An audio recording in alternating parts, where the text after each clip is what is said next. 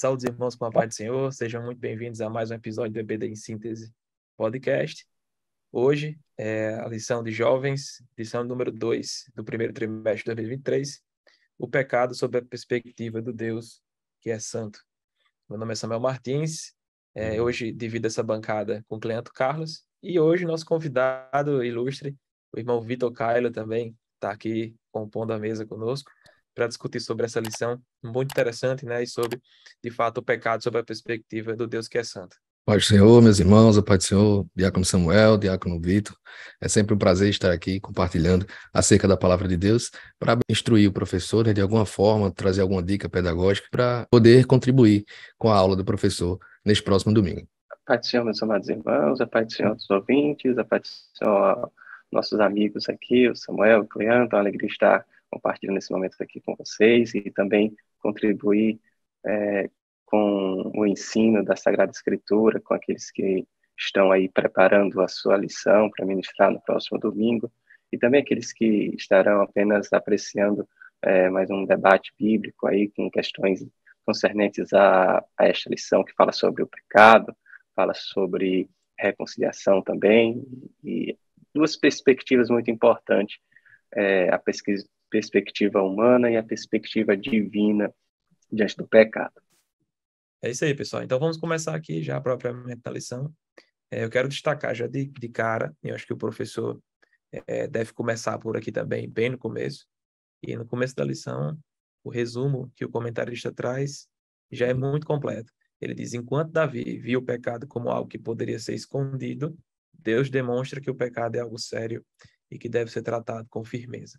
E essa, professor, vai ser a tônica da aula de hoje. Aí é interessante que você inicie sua aula prestando atenção quem faltou a primeira, certo? Porque a primeira aula do trimestre ela é muito importante para o aluno ter a base teórica para poder continuar todo o trimestre se aprofundando sobre o tema santidade, né? Apesar da lição de hoje falar sobre pecado, o tema geral do trimestre é santidade, e santidade tem tudo a ver com o pecado, aliás, com a ausência dele, né? E é interessante que vocês vejam quem não pôde participar da primeira aula, né? Até por conta da virada de ano, algumas igrejas mantiveram a Escola Bíblica Dominical no primeiro domingo do mês, que foi o dia 1º de janeiro. Então, é possível que algumas classes tiveram ali um número reduzido de participantes. Então, já comece prestando atenção nesse aspecto. Você pode combinar com a turma de fazer uma breve revisão do tema santidade, né? O que é santidade? E aí você vai fazer a diferença de santidade posicional, progressiva e santidade final, processo de regeneração do ser humano. Rapidamente ali você vai tocar os principais pontos da aula anterior, que é a base, e aí você começa a aprofundar, de fato, no tema de hoje, que já é o pecado sob a perspectiva do Deus que é santo e cobra de nós santidade. Então, aí você começa a fazer esses elos e os conteúdos vão se conectando e, de certa forma, fazendo ainda mais sentido na cabeça do seu aluno, certo? Os objetivos da aula deste domingo é explicar o pecado sob a perspectiva humana, o pecado sob a perspectiva divina, e a gente, no fim, tem que compreender, junto com os alunos, que o julgamento de Deus sobre o pecado, ele é imparcial, mas, ao mesmo tempo, misericordioso. É severo, mas, ao mesmo tempo, repleto de amor e de oportunidade para o pecador se arrepender. Então, basicamente, essa é a grande síntese, o tom, a toada que você vai conduzir a aula neste domingo. E como exemplo dessa situação, a pedra de toque que o comentarista traz é justamente a história de Davi, que é muito conhecida por toda a juventude, por toda a cristandade. O tema base da lição é lá em 2 Samuel, capítulo 12, do 1 ao 9, exatamente o momento em que o profeta Natan se encontra com Davi. Você vai fazer essa leitura em sala de aula e já vai começar a destacar isso.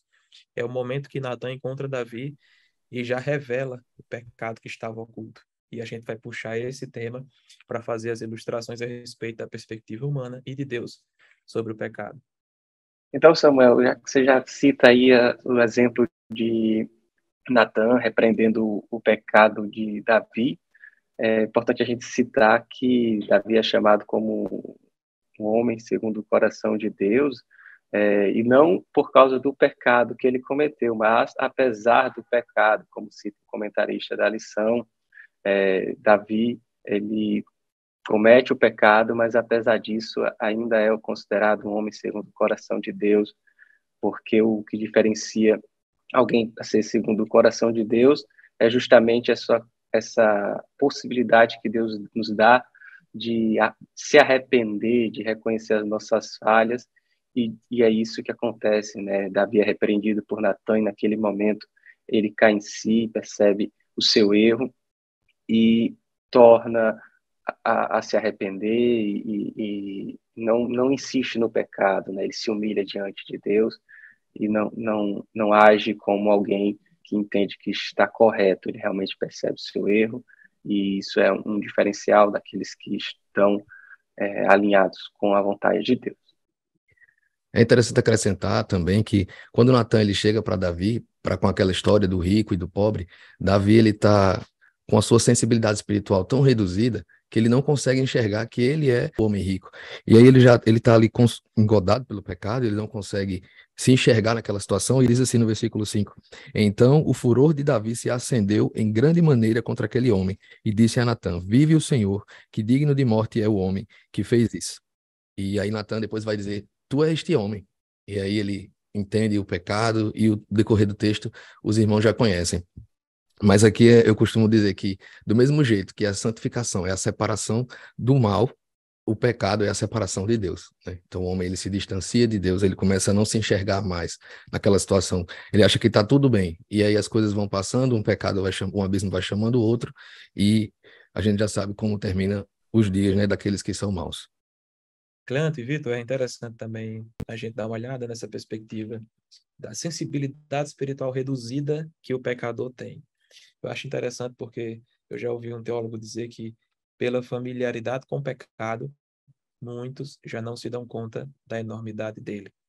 Basicamente, é aquela sensação de normalidade, quando tudo já está tão desviante, tão anormal, que o louco, o anormal, é o novo normal. Né? Então, pela familiaridade com o pecado cotidiano, dia após dia, como foi o caso de Davi, muitos já perdem, adormecem essa sensibilidade e aí já normaliza a conduta pecaminosa. Então, isso é muito sério, a gente tem que ter muito cuidado para não ocorrer no mesmo erro, que os pecados cotidianos, alguns chamam os pecados de estimação, aqueles que a gente luta com maior frequência, não se tornem parte da rotina e a gente se torna insensível quanto à enormidade de cada um desses pecados.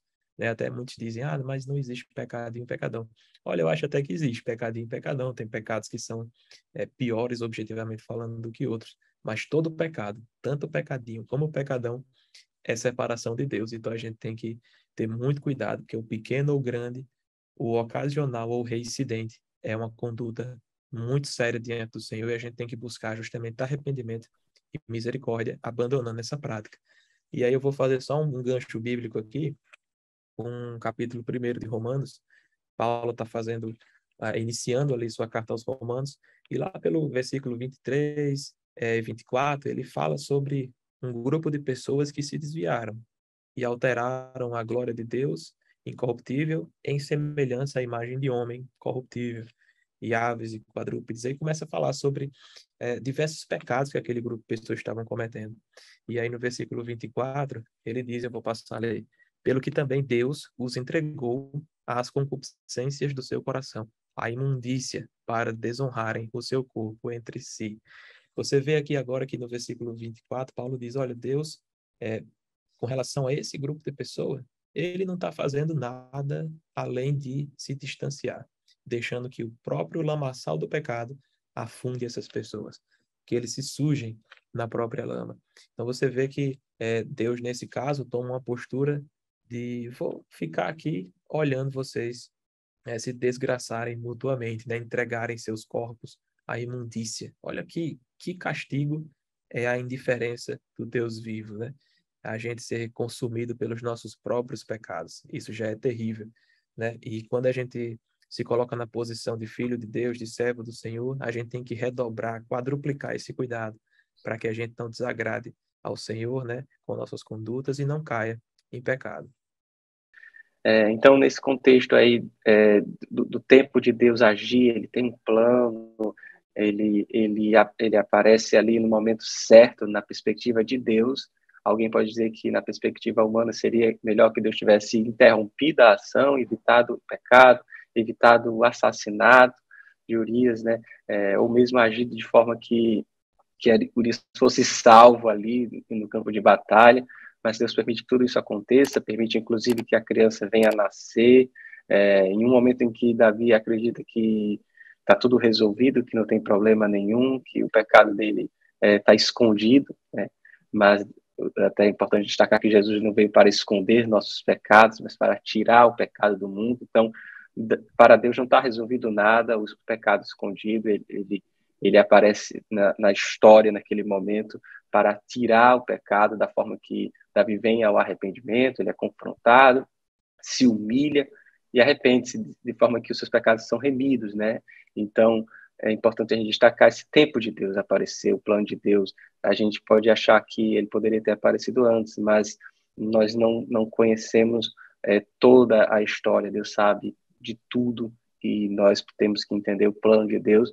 E é um destaque também nesse contexto para o que está escrito no livro, quando o comentarista da lição fala sobre uma ilustração de uma rã que ela é colocada numa panela cheia de água fria sobre um fogão que vai aquecendo, e aquele animal ali, por ser um animal de sangue frio, conforme a água vai aquecendo, ele vai se adaptando até aproximadamente 30 graus, ali o limite da rã, e começa a passar disso, ela por ser pouca coisa, né, aos poucos ainda tolera, apesar de incomodar, ela vai tolerando e chega a certo momento que, quando ela não suporta mais o incômodo do calor, ela não tem mais forças para sair dali. Se ela fosse jogada na água fervendo, ela teria capacidade de pular, assustada, mas como ela foi aos poucos levada àquele momento, ela morre ali cozida. E é algo que acontece com quem se adapta ao pecado, com quem vai se acostumando com, como você citou, os pequenos pecados, né? Vai se acostumando com situações que aparecem, é normal, não tem problema, nada demais, né? Eu lembro até que a lição usava essas expressões na época aí do juvenis, é normal, e agora já nesse momento a gente vê isso acontece, né? Foi o que aconteceu com Davi. Ele foi se acostumando com certas coisas e em algum momento levou até um assassinato. Então, se acostumar com o erro faz com que, no momento em que ele se torna um erro maior, você não tenha nem forças para sair do erro mais. Inclusive, Vitor, você trouxe aí, voltou um pouquinho no momento do pecado. 1 Tessalonicenses 5:22 é um versículo bem conhecido da igreja, diz: fugir da aparência do mal. E Davi ali, quando ele vê Batseba tomando banho, se ele tivesse fugido daquela aparência do mal, porque a gente não é nem fugir do mal. O escritor, ele é mais sábio, ele diz fugir da aparência. Se aquilo lhe parece mal, você já tem que fugir daquilo, porque talvez você não tenha força suficiente para suportar aquele mal e acabe caindo em tentação, como foi o caso de Davi. Então é importante, professor, deixar claro para o jovem que ele precisa fugir não do mal em si, mas da aparência. Não deixe nem ele chegar no mal. Quando ele vê que o negócio ali não parece estar de acordo com a vontade de Deus, caia fora, meu irmão, porque nós somos fracos, nós somos tendenciosos ao pecado, herdamos a natureza pecaminosa de Adão. Então, se você vê essa chance, fuja. Não espere, não tente provar, não tente testar, e nem faça como Davi, que observou até o momento de desejar e aí progrediu para o pecado. Perfeito, isso aí é, assim, pegando a ilustração que o Vitor trouxe do livro, né? Fuja da água morna, né? Nem entre na panela, talvez, se fosse o caso, né? Isso. Nem entre Verdade. na panela, nem entre no caldeirão. Não vá testar até onde você aguenta, que você possa se dar mal, né? Não queira ser um super crente, né? Que todos nós estamos sujeitos aqui a pecar. E é interessante que o professor também comece a observar, eu estava pensando nisso aqui, que olha como a CPAD programou esse currículo. A gente passou alguns meses estudando a tentação, todos os aspectos da tentação. A gente passou um tempo estudando também sobre os discípulos de Jesus, que de fato é ser um discípulo de Cristo. Aí a gente vem agora falar sobre santidade e estamos retomando aqui a um ponto crucial, que é fugir da aparência do mal para não cair em tentação, porque você é um discípulo de Jesus e deve a Deus toda a santidade que você puder entregar, né? Você tem que separar a sua vida e dedicá-la ao Senhor com todas as suas forças. E isso tem tudo a ver com fugir da tentação, com ser um discípulo de Cristo, né? Então, eu acho interessante como há uma programação curricular, uma grade, que o aluno da EBD, que é constante, que é frequente, ele pode usufruir desse benefício, da sistemática do ensino cristão, né? Começando no começo, passando pelo meio e terminando no fim. Então, a gente tem um processo de ensino e aprendizagem muito bem estruturado e que se o professor empregar dedicação, força, em estudar, se preparar para fazer uma boa aula e o aluno em comparecer e beber daquela fonte, com certeza os frutos serão maravilhosos, a gente terá uma juventude ainda mais resiliente ao pecado, né? E resistente diante das tentações. Amém. Falando mais especificamente do pecado, né? Eu li uma vez que o pecado, ele nos leva mais longe do que queremos ir. E aí, pensando nisso, eu lembro do criminoso, né? O criminoso, quando ele está ali concebendo o seu plano, né, para cometer um crime, e aí vamos pensar aqui num assalto, ele comete aquele assalto porque, sei lá, está precisando, vamos olhar aqui na maneira menos pior possível, digamos assim, né? Ele olha para o crime e diz, eu estou precisando de uma quantia X, então eu vou cometer esse crime. Só que aí quando ele comete esse crime, ele vê o retorno rápido que aquilo trouxe, e aí daqui a pouco esse crime se transforma em outro crime, e aí esse assalto vira um latrocínio, e aí você vê o homem descendo, se corrompendo cada vez mais, ladeira abaixo. E aí, nesse pecado de Davi, a gente vê que ele se arrepende, né? Lá no versículo 13, inclusive capítulo 12, versículo 13, eu vou só ler aqui rapidamente, que diz o seguinte: Então disse Davi a Natã, pequei contra o Senhor. E disse Natã a Davi, também o Senhor traspassou o teu pecado, não morrerás. E a gente sabe que Deus, ele perdoou Davi, mas a sentença era para que o filho dele, o primeiro filho que ele teve com Batseba, o qual a Bíblia não revela o seu nome, morresse, né? E isso mostra que apesar de Deus perdoar os nossos pecados, não seremos eximidos de todas as consequências desse pecado. E aí, voltando ao caso do criminoso, você imagina que o trajeto dessa pessoa que foi, digamos assim, recuperada, ela sofreu muitas coisas, muitas aflições, ela tentou conseguir emprego, não conseguiu, as pessoas desprezaram ela pelo seu passado, então não significa que porque Deus lhe perdoou, que você está livre de todas as consequências do seu pecado, e a prova disso é Davi, ele foi perdoado por Deus, mas ainda assim o seu filho faleceu. Então isso é importante, porque se pensarmos dessa forma de que, posso pecar quantas vezes eu quiser, Deus vai me perdoar e eu estou livre para pecar novamente, digamos assim, né? Não pode acontecer assim. A Bíblia fala que o pecado acontece mediante o arrependimento. E o que é o arrependimento? É essa transformação de mente, essa metanoia. Se você não se arrepende, se você é perdoado, mas não se afasta do pecado, você se tornando um reincidente, Deus não vai lhe perdoar. Porque o pecado, o que é que ele faz? Ele afasta de nós o principal privilégio, que é a comunhão com Deus. Então, se você peca e se torna reincidente no seu pecado, você não está fazendo nada, meu irmão. Você está se distanciando mais de Deus. Deus, ele não é uma pessoa que vai lhe perdoar hoje, ele perdoa amanhã e você peca de novo, ele perdoa de novo e você peca de novo. Na mesma coisa, não pode, isso não pode acontecer. E a prova disso é o que aconteceu com Davi. Ele foi perdoado. O Salmo 51, a gente vê ele lamentando, ele reconhecendo o seu pecado, e ainda assim, o seu filho precisou morrer, né, para que ele entendesse que os pecados têm consequências. E aí depois a gente vai ver a sua alegria lá no Salmo 32 por ter sido perdoado por Cristo. Então, para fechar, eu só queria lembrar isso, né, professor? Talvez seja importante você apresentar para os seus alunos de que não podemos, por Deus estar disponível a todo tempo a nos perdoar, não podemos pensar que o perdão ele vem e você pode pecar de novo, e perdoa de novo, e peca de novo. Não, você precisa se arrepender e se afastar daquilo que lhe leva a pecar contra Deus. É isso, Cleante. Isso me lembra bastante a lei da semeadura, né? E como o nome diz, é uma lei, não há escapatória. A lei será aplicada. Então, o ser humano, ele é livre para semear, mas ele é escravo do que semeia. Ele é escravo do fruto daquela semente que semeou, né? Davi alcançou misericórdia aos olhos de Deus em relação ao seu pecado, mas as consequências continuaram sendo nefastas, né?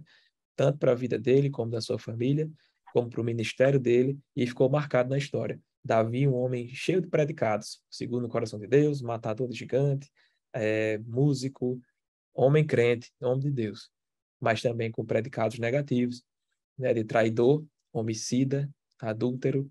Então a gente também ver que Deus e a Bíblia, né, o Espírito Santo não omite as falhas daquele grande homem de Deus, que também foi um grande pecador. E aí eu sempre lembro das palavras de Martinho Lutero, que ele apresentava uma dicotomia do ser humano, que de certa forma é um paradoxo, né? Ele dizia simul justus et peccator, simultaneamente justos e pecadores.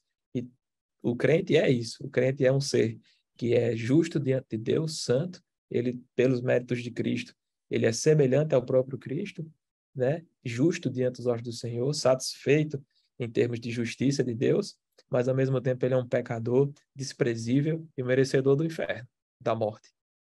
Então a gente vive essa dicotomia, a gente vive batalhando contra a nossa própria natureza para poder alcançar o prêmio da salvação. E aí, Cleanto estava comentando também, né, que não adianta você alcançar a misericórdia e continuar pecando, ter a misericórdia e a graça de Deus como um salvo-conduto para pecar, né? E a gente que é brasileiro, infelizmente, é muito familiarizado com essa ideia de impunidade, porque a gente vê bandidos criminosos, mesmo os de crimes hediondos, até mesmo a corrupção que mata milhões em filas de hospitais, tudo. Enfim, a gente vê criminosos de colarinho branco ou por meio de violência sendo liberados, saindo impune de diversos crimes, não é verdade? E a gente, às vezes, pode estar familiarizado demais com esse escândalo que é a impunidade. Mas diante de Deus, que é justo, a impunidade não passa batido, né? Há juízo, há castigo, há pena para o pecado. E aí eu faço só menção aqui, já são minhas considerações finais, em seguida eu já vou deixar os senhores à vontade também para fazer as de vocês, né, as considerações finais. O tema renderia muito mais, mas a gente tem que respeitar o tempo, né, em prestígio aos nossos espectadores. E eu vou fazer só menção aqui a 2 versículos muito pesados, que é bom o professor de EBD ter conhecimento deles e, quem sabe, até reproduzi em sala de aula, que se encontram lá em Hebreus, capítulo 10, versículo 26 e 27, que diz que, porque se pecarmos voluntariamente, depois de termos recebido conhecimento da verdade, olha aí, você que é crente, já não resta mais sacrifício pelos pecados, mas o que é que sobra? 27. Mas uma certa expectação horrível de juízo e ardor de fogo que há de devorar os adversários. Olha aí.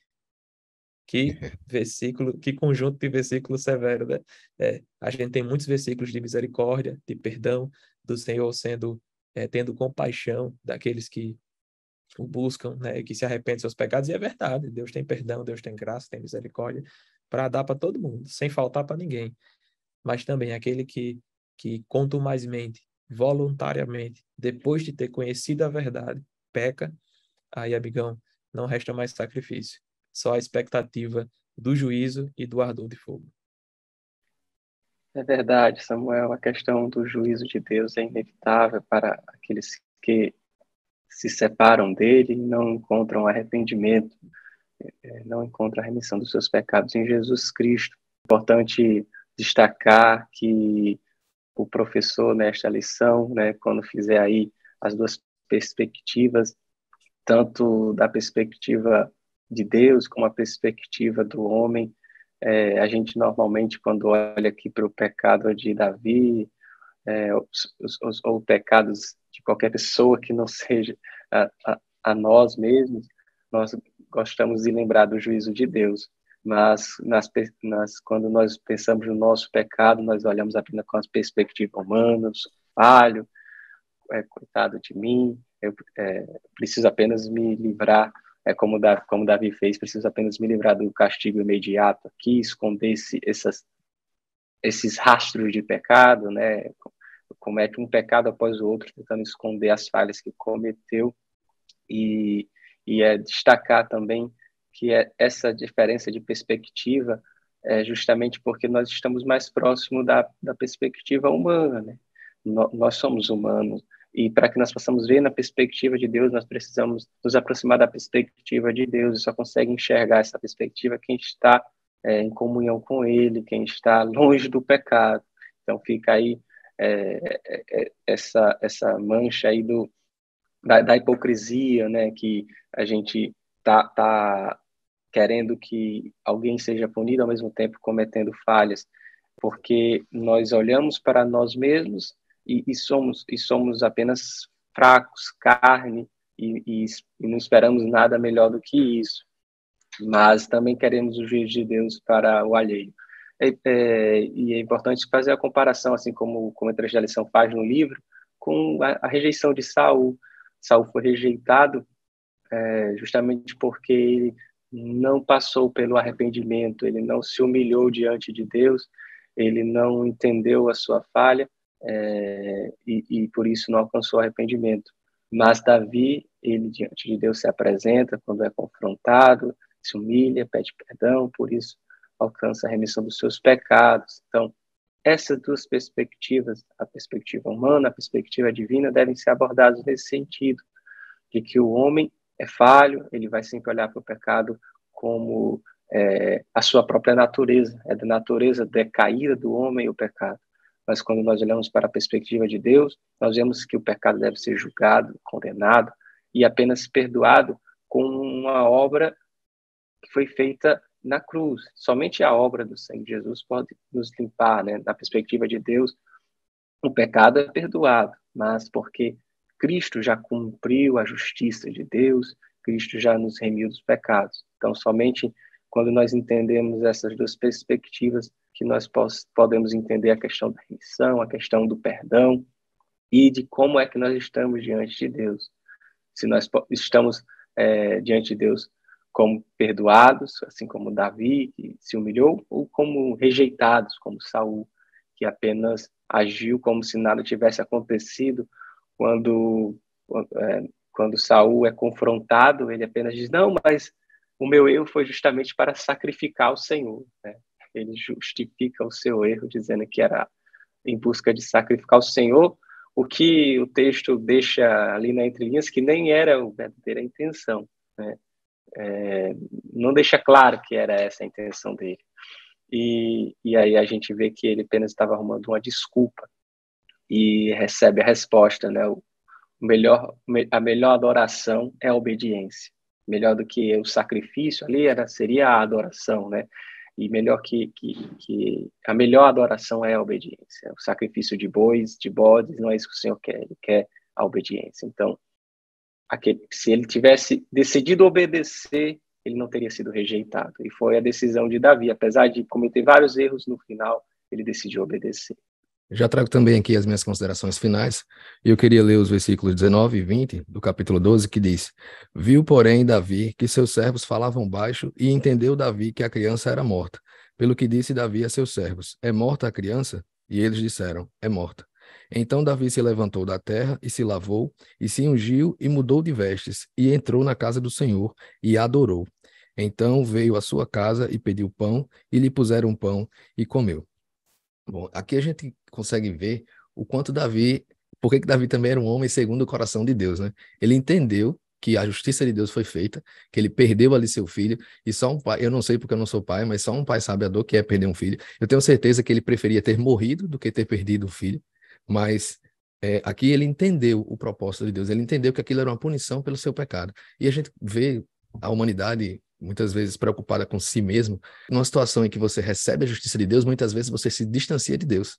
É como se você dissesse, Deus é muito injusto, olha o que ele fez comigo. Aí você se afasta dos caminhos de Deus. Mas Davi fez diferente. Ele perdeu um filho, e aqui o texto, antes desses versículos que eu li, ele vai falar que ele passou a noite prostrado, em terra, orando, jejuando ali, para que Deus pudesse chegar na saúde do filho dele, mas Deus decidiu levar. E quando ele vê que Deus leva seu filho, ele o adora. Então você veja aí a mudança de mentalidade, né, de Davi. Ele conseguiu contornar essa situação e adorou a Deus. E a prova disso é que a gente vai ver que Deus ele concede como presente, digamos assim, como recompensa por ele ter se voltado para Deus e não o abandonado, Salomão, né? Inclusive, o estudo aqui da Bíblia, aplicação pessoal, ainda vai dizer assim, até o nome que o Senhor deu a Salomão, que foi Gedidias, mostrava essa graça que ele colocou sobre a vida de Davi, porque significava amado do Senhor. Então, querido professor, acho que talvez seja importante você falar sobre esse entendimento que Davi tinha a respeito da justiça de Deus e saber que tudo aquilo que acontece porque é propósito de Deus. Eu desejo que sua aula seja uma aula excelente, que os seus alunos tanto aprendam com você, como também lhe ensinem, que eu tenho certeza que esse processo de ensino-aprendizagem ele é recíproco, acontece tanto de daqui para lá, quanto de lá para cá, e até a próxima, em nome de Jesus. Amém. Forte abraço. Amém. Até a próxima.